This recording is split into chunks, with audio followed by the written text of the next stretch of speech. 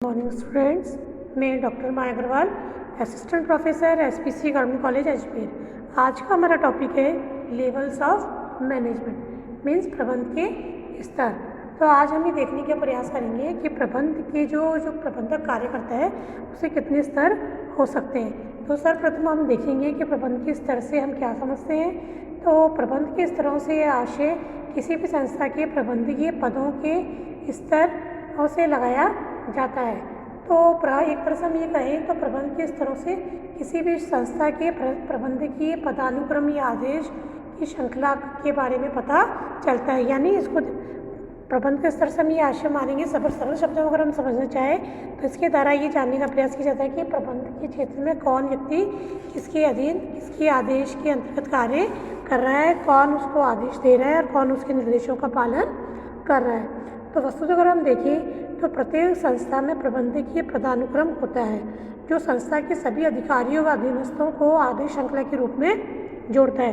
कहने का आशय ये है कि कौन उच्च अधिकारी है, कौन मध्यम स्तर पर कार्य कर रहा है, कौन निम्न स्तर पर कार्य कर रहा है। क्योंकि जब लेवल की बात करते हैं तो उच्च स्तर पर हमें ध्यान रखना है कि उच्च प्रबंधक होता है जिसकी ओर से सभी आदेश निर्देश आते हैं जिनको कि मध्यम स्तर से होते हुए निम्न स्तर के कर्मचारियों को फॉलो करना होता है। तो अगर हम देखें तो इस प्रबंधकीय पदों को उनमें निहित अधिकारों के अनुसार विभिन्न वर्गों में बांटा जा सकता है। इसे ही प्रबंधकीय स्तरों के नाम से जानते हैं। तो इस तरह से अगर हम कहें तो प्रबंधकीय स्तरों से आशय उन प्रबंधकीय पदों के वर्गों से लगाया जाएगा जिसमें कि निहित अधिकारों की मात्रा के अंतर्गत विभिन्न संगठन में विभिन्न पदाधिकारी एक दूसरे के लिए एक अनुक्रम में कार्य कर रहे हैं। यानी ऊपर से नीचे एक श्रृंखला की ओर चलती। सपोज करिए उच्च अधिकारी ए है, उसके अंतर्गत नीचे बी अधिकारी कार्य कर रहा है और उसके अंतर्गत सी डी ई एफ आदि कार्य कर रहे हैं। तो ये प्रबंध के 3 स्तर हो जाएंगे। तो प्रबंध के स्तरों की हम बात करें तो प्रबंध के स्तर के अंतर्गत एक क्रमबद्ध श्रृंखला चलती है जो ऊपर से नीचे की ओर चलती है। अब बात आती है प्रबंध के स्तरों की संख्या। तो हमें ये समझना है कि प्रबंध के कितने स्तर होते हैं। तो हम देखें तो प्रबंध के मुख्य रूप से 3 लेवल माने गए हैं। तो फर्स्ट लेवल होगा हमारा टॉप मैनेजमेंट, सेकंड होगा मिडिल मैनेजमेंट एंड थर्ड होगा ऑपरेटिंग और सुपरवाइजरी मैनेजमेंट। तो फर्स्ट लेवल की हम बात करें तो जो उर्विक हमारे विद्वान हैं उन्होंने किसी भी संस्था में प्रबंधक के लिए मुख्य रूप से 3 स्तर माने गए हैं जो मैंने आपको भी बताया। तो इन तीनों स्तरों पर प्रबंधक कार्य करता है।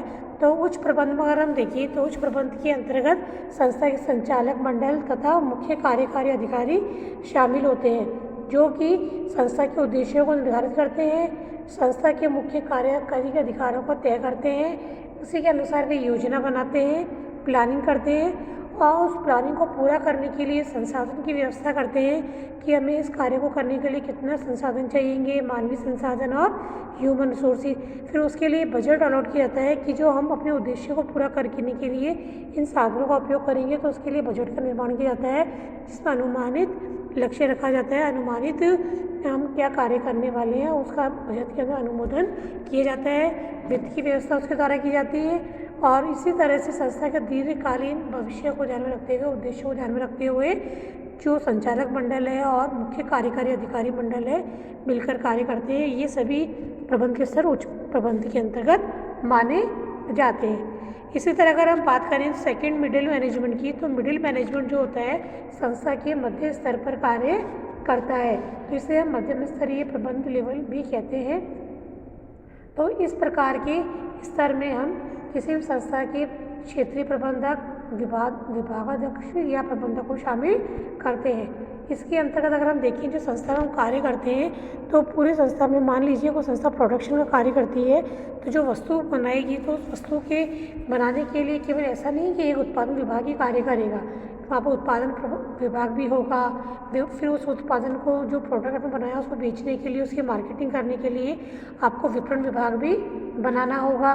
जो इसी के साथ हमें फाइनेंस का मैनेजमेंट करना होगा। तो सब चीज़ें होती हैं। तो इस तरह से अगर हम मध्य प्रबंध में देखें तो संस्था के जो डिपार्टमेंट्स वाइज होते हैं जो भी कार्य होते हैं वो मध्य प्रबंध के अंतर्गत माने जाते हैं। जैसे आप देखिए उत्पादन प्रबंधक जो उत्पादन संबंधित कार्य को नियंत्रित कर करेगा, विपणन प्रबंधक, वित्तीय प्रबंधक, सेवी वर्गीय प्रबंधक जो श्रमिकों से संबंधित मानव संसाधन संबंधी कार्य को देखेगा।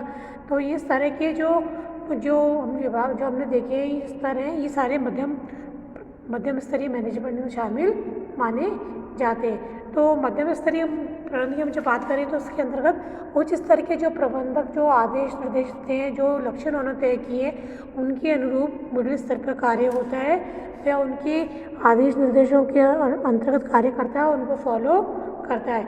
इसी के साथ जो मध्यम स्तरीय प्रबंधक है अपने निचले स्तर के कार्यों में सहयोग व तालमेल बनाए रखता है ताकि संस्था के उद्देश्यों को भली भांति प्राप्त किया जा सके। अब बारी आती है हमारे थर्ड ऑपरेटिंग और सुपरवाइजरी मैनेजमेंट मीन्स परिचालन या परिवेक्षीय प्रबंध। तो हमारे जो विद्वान हैं डेविस वो कहते हैं कि परिवेक्षीय प्रबंध से आशय नेतृत्व करने वाले उन प्रबंधकों से लगाया जाएगा जिनका कार्य परिचालन कर्मचारियों पर व्यक्तिगत निरीक्षण निर्देशन करना है।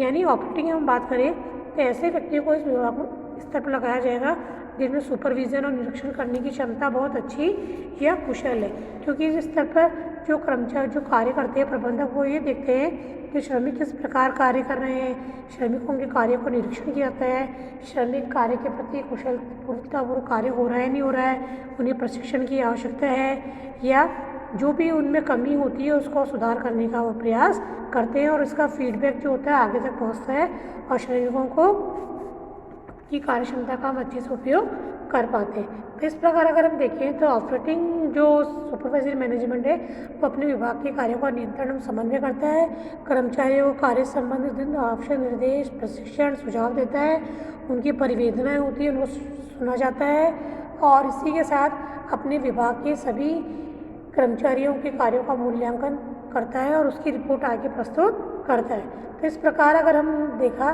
कि प्रबंध के मुख्य 3 स्तर है, जो उच्च प्रबंध, मध्यम स्तर और निम्न स्तर। ये तीनों पदानुक्रम स्तरों का जो किसी भी संस्था में जो प्रबंधक होते हैं फॉलो किया जाता है और उसके अनुरूप कार्य किया जाता है। कोई भी प्रबंधक अकेला स्वयं उच्च स्तर पर कार्य नहीं कर सकता, तो इन तीनों स्तरों पर कार्य करते हुए प्रबंधक के उद्देश्य को प्राप्त करने में सफल होता है।